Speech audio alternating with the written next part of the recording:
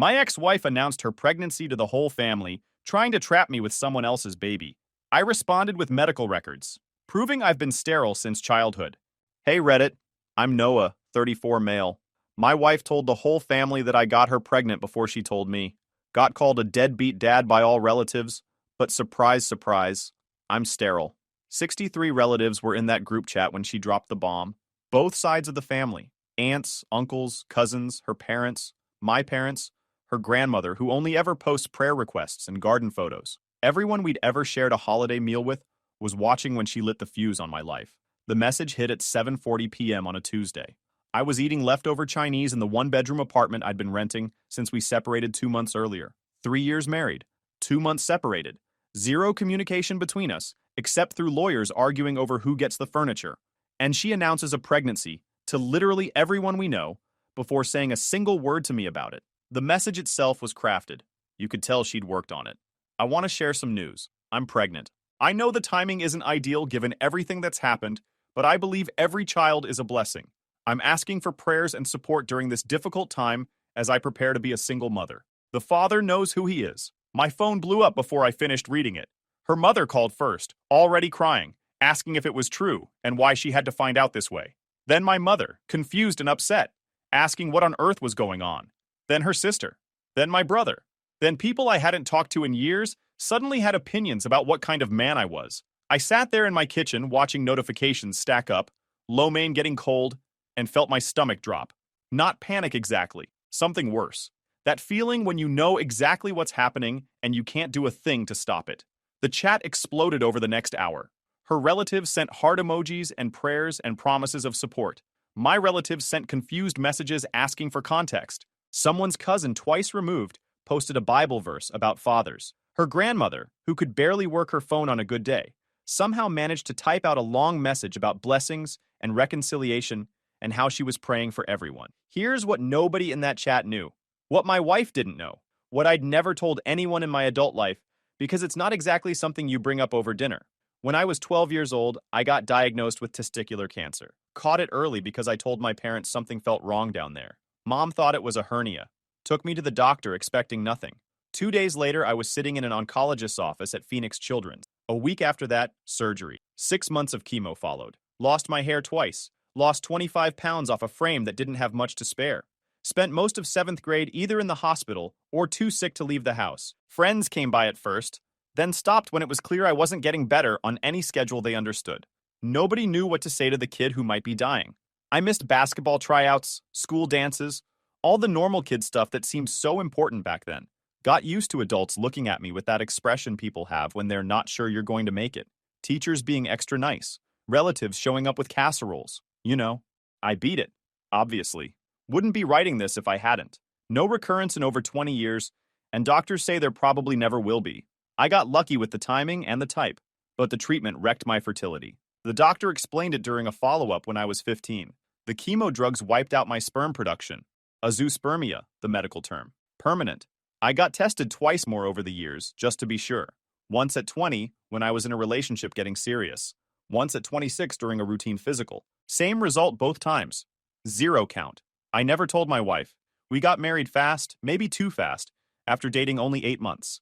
The kid conversation never came up seriously before things started falling apart for other reasons. Money problems, her family being too involved, the usual stuff that kills marriages. I figured I'd tell her eventually if we ever got to the point of actually trying for a baby. We never did. By the time the marriage was clearly over, it didn't seem to matter anymore. Now it mattered a lot. Messages kept flooding in all evening.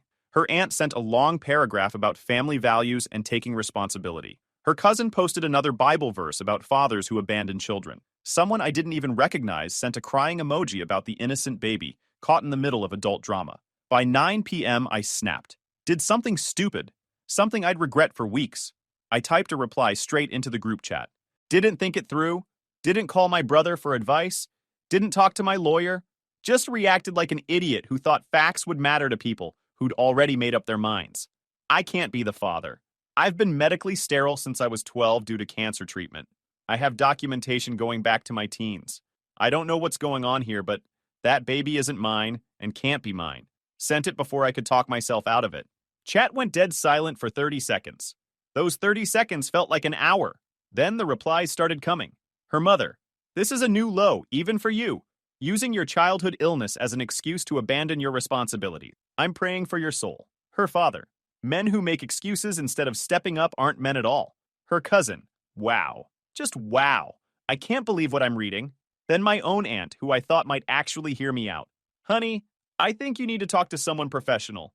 This isn't healthy behavior. In trying to defend myself with the truth, I'd handed her exactly what she needed. Now I wasn't just some deadbeat who left his pregnant wife. I was a guy so desperate to escape he was making up cancer stories. I was mentally unstable. I needed professional help. My phone rang. Mom, what is wrong with you? You can't say things like that in front of everyone. Whether it's true or not, that's not how you handle this. Mom, it is true. I have the records. I've been sterile since the chemo. Then why have you never told anyone? Why didn't you tell her before you got married? Why is this the first any of us are hearing about it? I didn't have an answer. Over 20 years of keeping quiet because I was embarrassed, because I didn't know how to bring it up, because I kept waiting for a right moment that never came. She was right. I'd made everything worse. The next 3 days taught me how fast a lie becomes an accepted truth when you've already lost control of the framing. My group chat response didn't create doubt about her claims. It made people feel sorry for her and disgusted by me. By Wednesday morning, the story had locked in solid. Desperate husband invents cancer story to dodge responsibility for pregnant wife. Her mother had screenshot my message and shared it in at least 2 other family group chats, along with commentary about how heartbreaking it was that I'd stooped to using my childhood illness as a shield for cowardice. My wife called my mother directly Wednesday morning. I heard about it later. Tearful conversation about how scared she was about the pregnancy, how deeply hurt by what I'd written in front of everyone, how she'd barely slept since reading it, said she was actually worried about me, said my message showed signs of someone who wasn't mentally well and might need professional intervention, asked if maybe the family could encourage me to get some kind of help. Mom called me right after that conversation. Did you abandon your pregnant wife? I need the real truth, not whatever performance that was last night in the chat. Mom, the sterility thing is real. I have records from doctors going back to when I was 15 years old. 3 separate tests over the years. Same result every single time, 0 count. Then why didn't you tell anyone? Why didn't you tell her before you got married? Why is this the first I'm hearing that my own son can't have children? I didn't have a better answer than the one you already heard. I kept it private, and now it was biting me in public. I need you to not talk to anyone else until I figure this out. Please, figure it out fast. Because right now, you look like a liar and a coward to everyone who knows you, including your own family. By Thursday, mutual friends started sending those not taking sides texts that were absolutely taking sides. 2 guys from college basically copy-pasted the same message. A couple we used to double date with just stopped answering.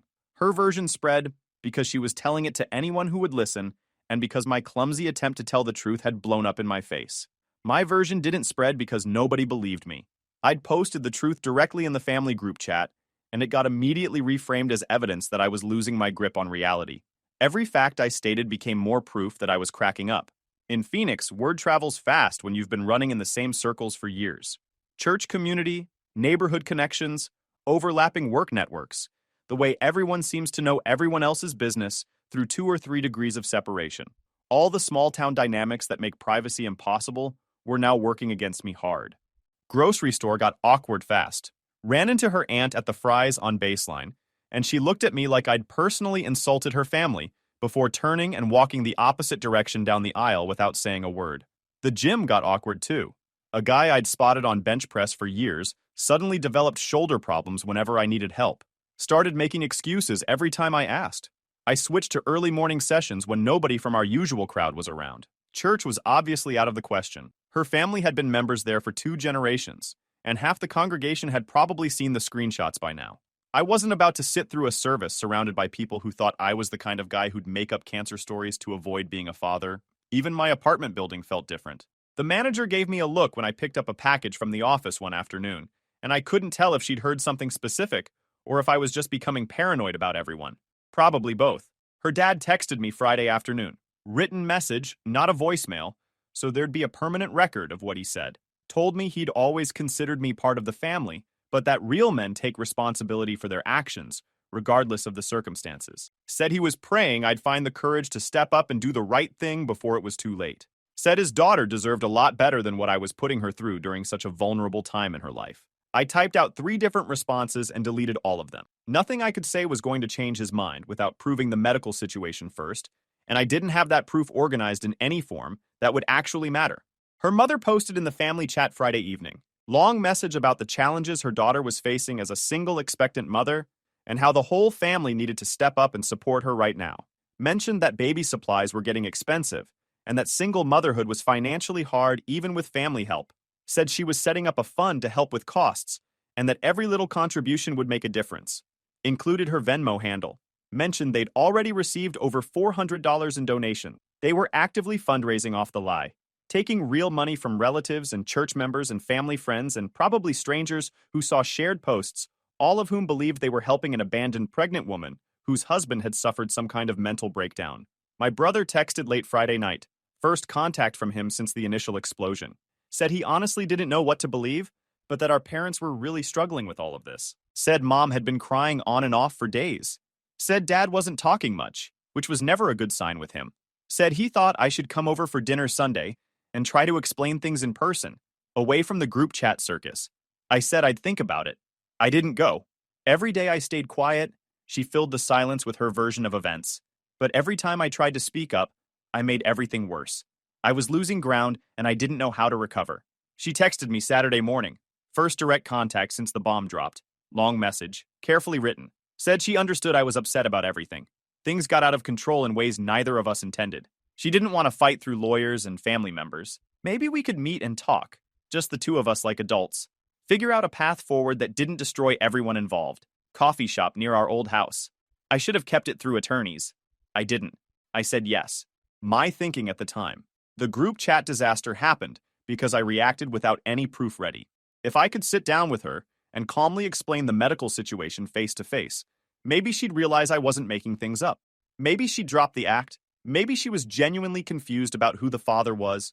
Maybe she'd been with someone else and actually believed I was the father through some messed up timeline math. Or maybe, if I laid out the facts clearly enough, she'd admit what was really going on, and we could sort this out without dragging my cancer history through family court and putting it on some public record for anyone to find. Worth a shot, I figured. I was wrong.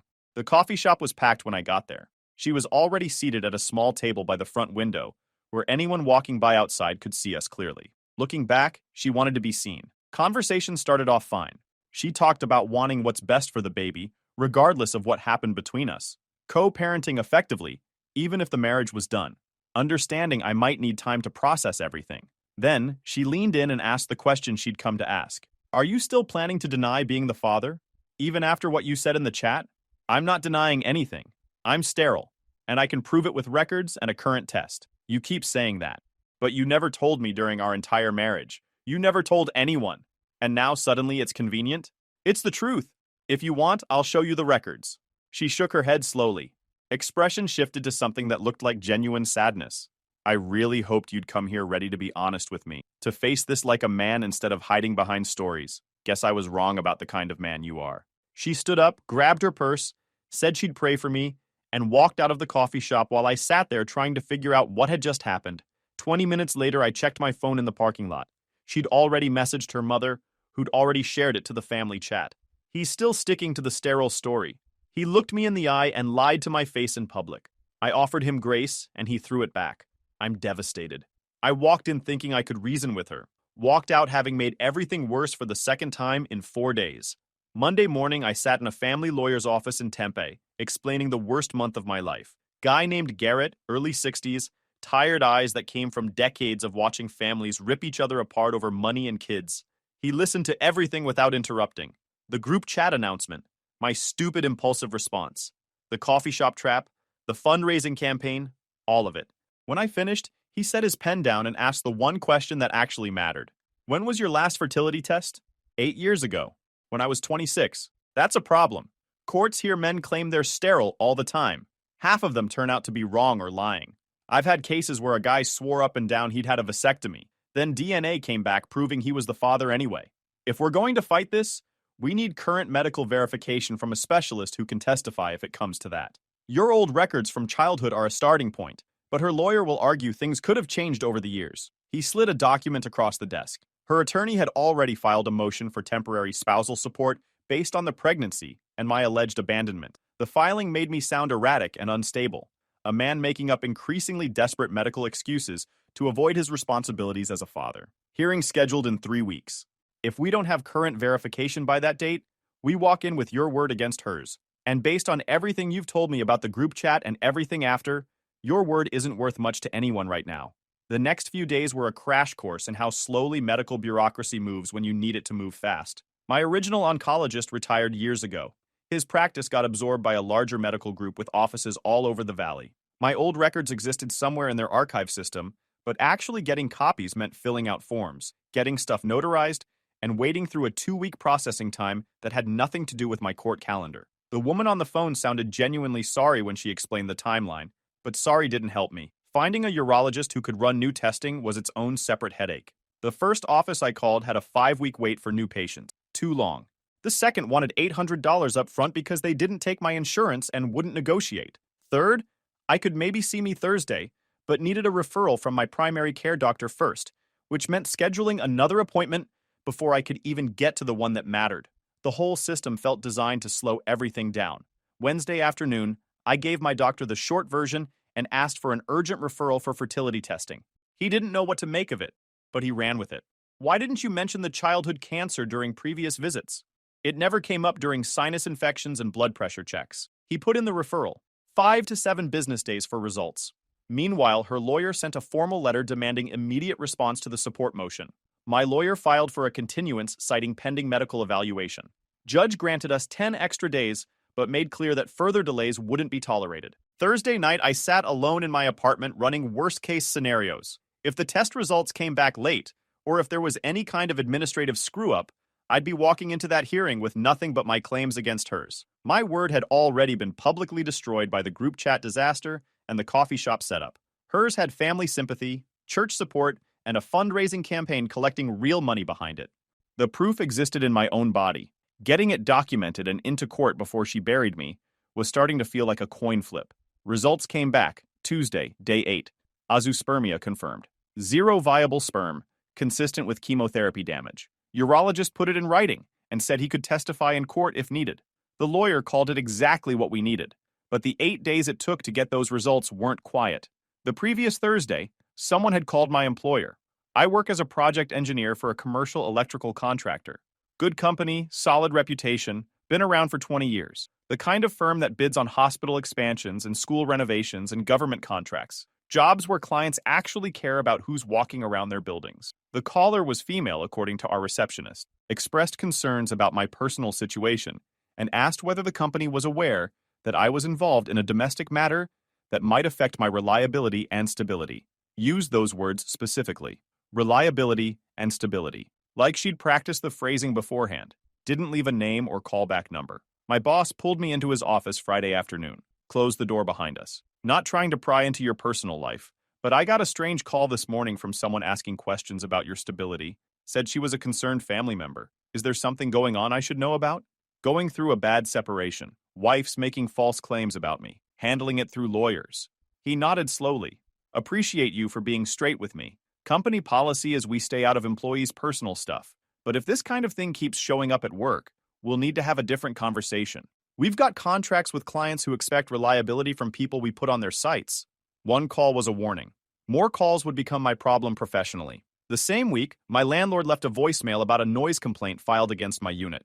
Someone who didn't actually live in my building had claimed I was having loud arguments at all hours and disturbing other residents. I'd been there 2 months and barely talked to my neighbors beyond nodding in the hallway. Called him back and explained that I was going through a contentious divorce and the complaint was almost certainly filed by someone connected to my ex-wife. He said he believed me but was required to document everything regardless of what he personally thought. Said if more complaints showed up, we'd have to discuss my lease situation. 2 days later, another complaint arrived. This one claimed I'd left trash in the hallway and been hostile to a neighbor who asked about it. Complete garbage. I hadn't had a conversation with anyone in that hallway beyond saying good morning. She was going after every part of my life she could reach, creating a paper trail that made me look unstable and difficult. If this went to an extended court fight, she could point to employer concerns and housing complaints as proof that I was barely keeping it together. Then her sister showed up. Sunday evening around 7. Knocked on my door without any warning. I almost didn't answer. But through the peephole she looked nervous, kept checking over her shoulder like she didn't want anyone to see her there. I opened up. She stepped inside quickly. Can't stay long, can't be seen here. But I know what my sister is doing is wrong, and I need to tell you something before this goes any further. Go ahead. She's not confused about who the father is. She knows exactly who it is, and has known all along. His name is Craig. He's her supervisor at the insurance company where she works. They've been sleeping together for almost a year.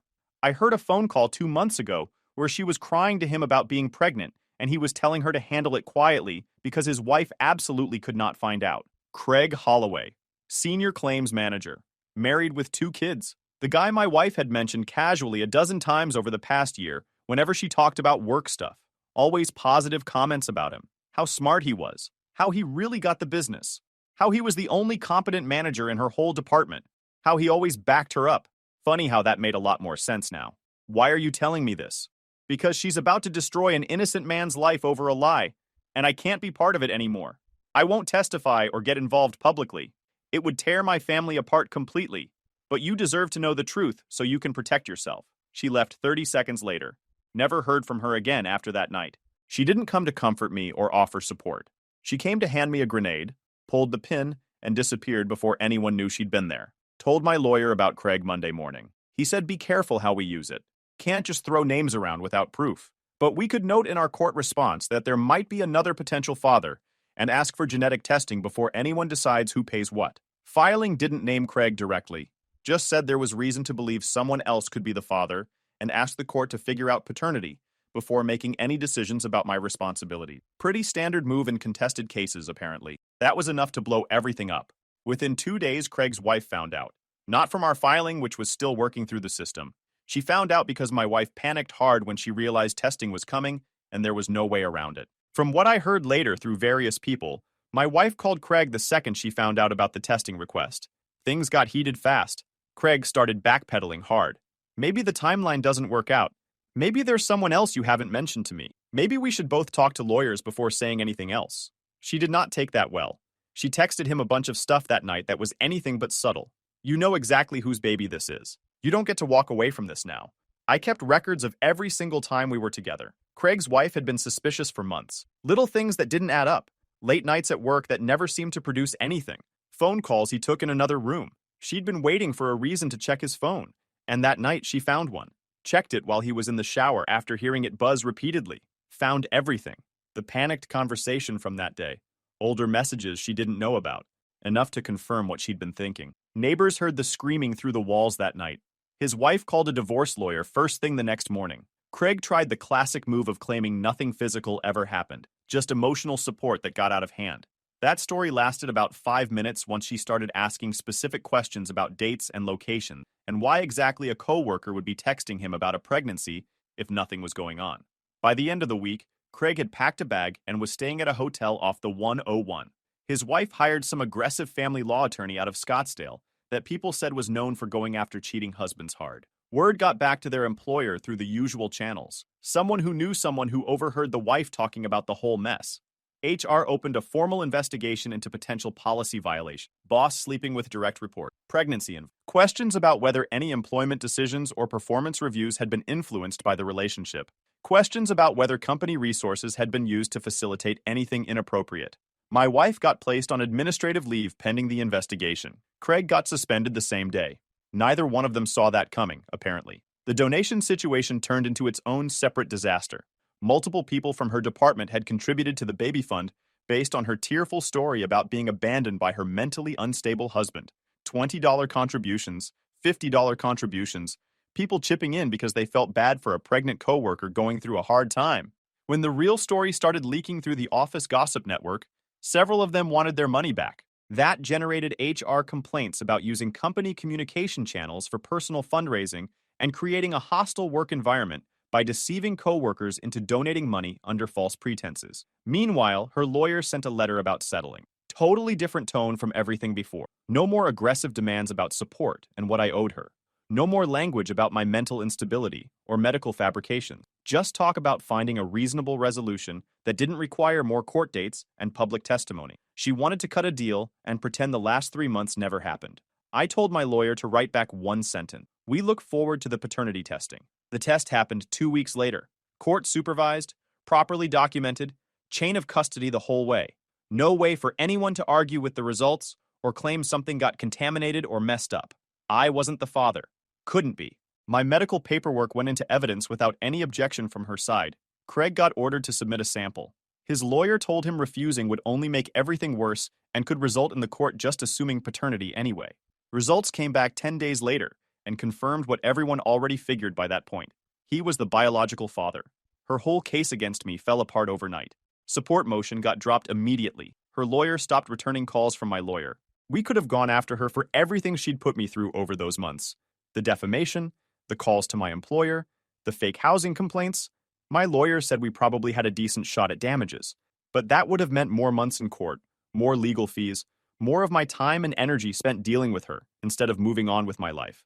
I thought about it for a few days, ran the numbers on what litigation would cost versus what I might actually recover. I decided I wanted out more than I wanted revenge or a payout.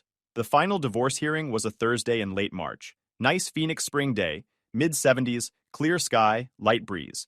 I'd been through the courthouse enough times by then that the security guys recognized my face. Divorce was getting finalized that day, separate from the paternity mess, which had already been resolved weeks earlier. This hearing was just paperwork. I kept my retirement accounts. She kept the house but had to refinance within 90 days to get my name off the mortgage. Clean split.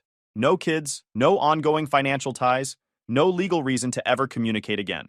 The hearing took 15 minutes. The judge confirmed both parties had agreed on the terms. Papers got signed. Marriage is officially over. I walked into the hallway, expecting to head straight for the elevator and get on with my life. She was waiting by the water fountain near the bathrooms. Not by accident, deliberately positioned right where I'd have to walk past her to reach the elevators. I knew that look on her face immediately, the softened expression she used whenever she wanted something from someone. Seen it 100 times during our marriage. Seen her use it on her parents, on coworkers, on strangers in checkout lines. I know things got ugly between us. Mistakes were made on both sides. I never wanted any of this to happen the way it did. Maybe someday, when everything settles down and emotions aren't so raw, we could sit down like adults and talk about everything that went wrong. I let her finish without interrupting. When she was done, she tilted her head. Do you have anything to say? I thought about everything I could tell her. The destroyed relationships with family members and friends I'd known for years. The stress of having someone call my employer, asking questions about my stability. I could have unloaded the whole list. Everything. But none of it would matter to her. She was just checking if she still had any pull over me. Kept it short. Check your Venmo. I hear refund requests are piling up. I walked past her without waiting for a response. Hit the elevator button. She said something behind me, but I didn't catch what it was. The doors opened, I stepped inside, and that was the last time I ever saw her or spoke to her. 3 months later, things had mostly calmed down. Life started looking something like normal again. Craig's divorce went through in June, lost the house in the settlement, which his wife got to keep along with primary custody of their kids. Got hit with child support payments for his 2 existing kids, plus the new one, which apparently added up to a serious chunk of his income. Lost his job too once HR finished their investigation and found evidence he'd been giving her favorable performance reviews she didn't actually earn.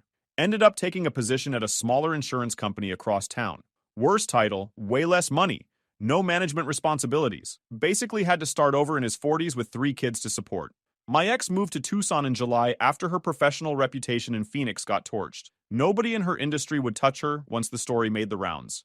Her parents found out the whole truth about the affair, and everything else sometime in May. I heard through the family grapevine that her father cut her off completely. Her mother still called occasionally, but things between them were pretty much wrecked. The grandmother who'd posted all those prayer requests in the family group chat was apparently devastated when she learned what her granddaughter had actually done. The Venmo thing worked itself out eventually. Most of the donors got refunds after enough of them complained loudly. Some people didn't bother chasing small amounts. Her mother quietly shut down the fundraising page without any public explanation or apology. They'd collected almost $1,100 before everything collapsed. Most of it got returned one way or another. My brother called a few weeks after the final hearing. I owe you an apology. Should have asked more questions before I assumed the worst about you. It was a confusing situation. Everyone got played.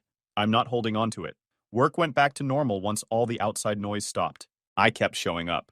Eventually, people found other stuff to gossip about, and I became old news. The project I'd been worried about losing during all the chaos actually got extended through year-end. Still in the 1-bedroom apartment. Lease runs through December. After that, I'm looking at condos on the east side of the valley. No history attached to any room. No memories I didn't put there myself. Rebuilt things with my parents over several dinners and one long talk in early April where I finally told them everything I should have told them decades ago. Mom cried when I laid it all out. Dad just nodded and said he wished I'd trusted them with it sooner. Said he understood why I'd kept it private, but that family was supposed to be the people you don't have to hide things from. They weren't wrong about any of that. Not dating anyone. Won't be for a while. 3 years with someone who could flip a switch and become a different person when it suited her. That's a pattern I need to catch faster if it ever shows up again.